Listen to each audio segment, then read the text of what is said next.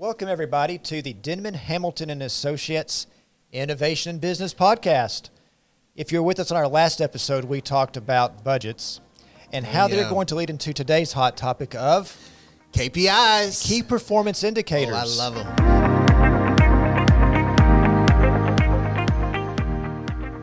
Key Performance Indicators. You may be asking, what is a Key Performance Indicator? Well, what it is a quantifiable measurement that can be used to analyze your business, right? Yeah, that's exactly and that sounds what really fancy, but it's stuff you're probably sort of doing in your head, but not putting on paper or maybe not thinking all the way through. Yeah. So this could be anything that is important in your particular business.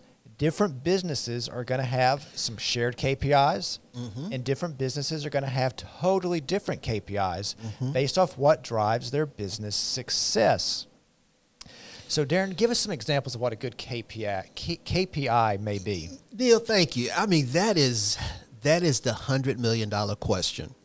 And the thing that I like that you said starting off the podcast is the fact that a key performance indicator, while it may be good for us, it might not be so good for another business. Because every business is unique. Every industry is unique. Exactly. So there are a couple, though, that I think everybody should take a look at. And I know that we kind of talked about this on the Balance Sheet podcast, but there's one that's called a current ratio. And Neil and myself both really believe in it because it helps you understand the liquidity of a business. And so Neil, that ratio, what would be that first part of the ratio? Is you're going to be looking at your current assets, your cash, your accounts receivable, your inventory. Yep. And then on the second side of that is the current liabilities.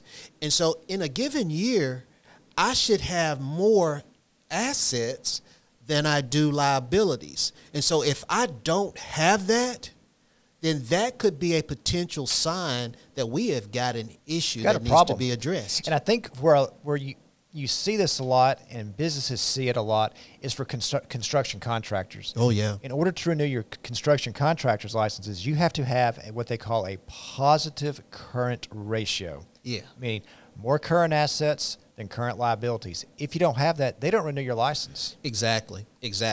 And so that ratio, although it's unique, I think everybody in business needs to be aware of it.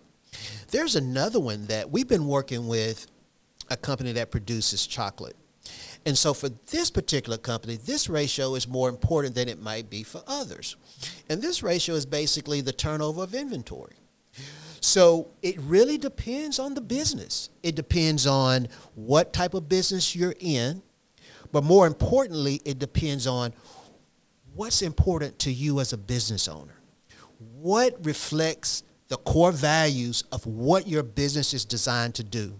And so once you do that, then you create key performance indicators or KPIs that specifically address your needs. Now, before I transition it over, there's one thing that we've got to make sure of about KPIs.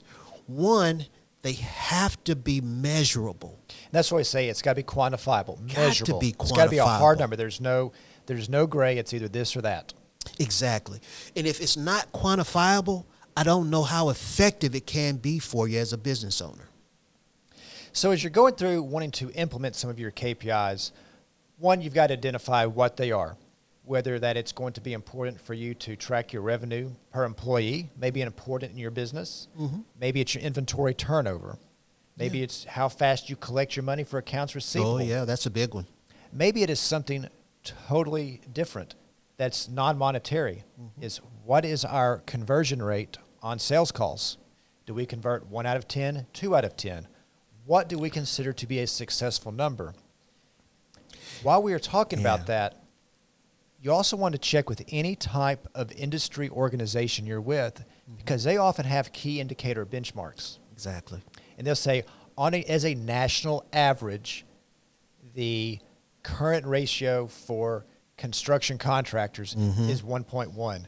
Well, if you're at 1.3, that means you're doing better than the national average. Better than the average. If you're at 0.9, it means you're not. They can also tell you what indicators your peer group is using that they consider important, that they're polling, that they're tracking, that they're getting from internet and online surveys.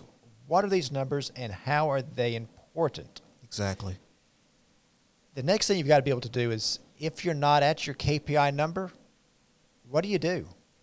You know, is that acceptable that, hey, we're supposed to have a sales conversion of 20% and we're working at 14%? Well, that's 6% off. Exactly. You know, what are we going to do to improve that number? How do we get there? No, I mean, you're exactly right. I think one of the things that KPIs do more than anything else is it allows to do kind of like exactly what you were saying. It allows us to identify our goals, but more importantly, it allows us to identify, okay, well, if we're falling short in an area, it's going to allow us the ability to address that area.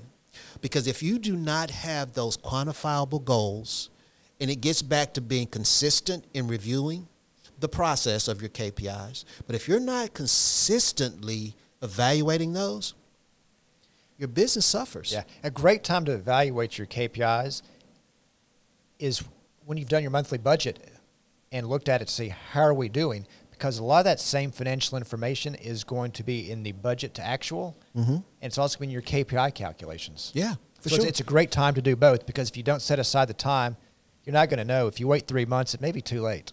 No, I agree. And here's another thing that I feel that business owners miss out on as far as opportunities go with taking advantage of the power of KPIs.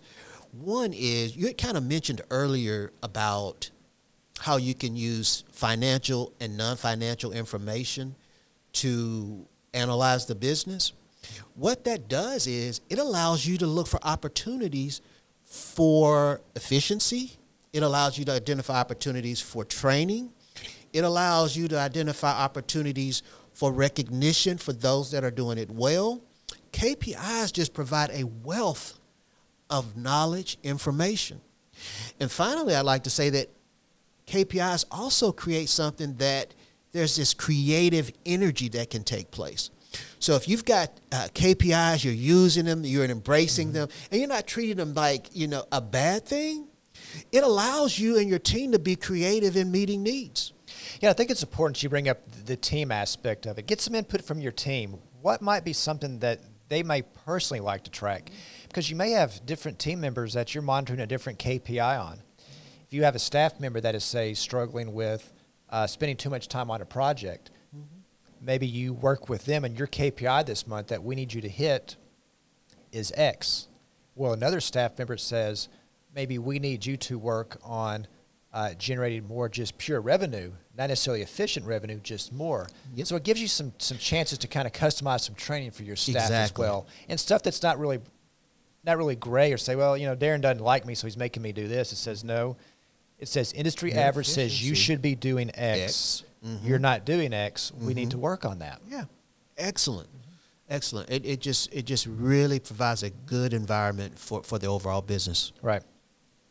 So as we wrap up this podcast on key performance indicators, if you have any questions, would like to sit down for a consulting visit with us to talk about how KPIs can help improve your business, how they can be integrated with your financials, how they can be integrated with your strategic plan, how they can be integrated with your tax plan and your budget, your business growth, please reach out and give us a call. You can reach us at area code 501-312-9491.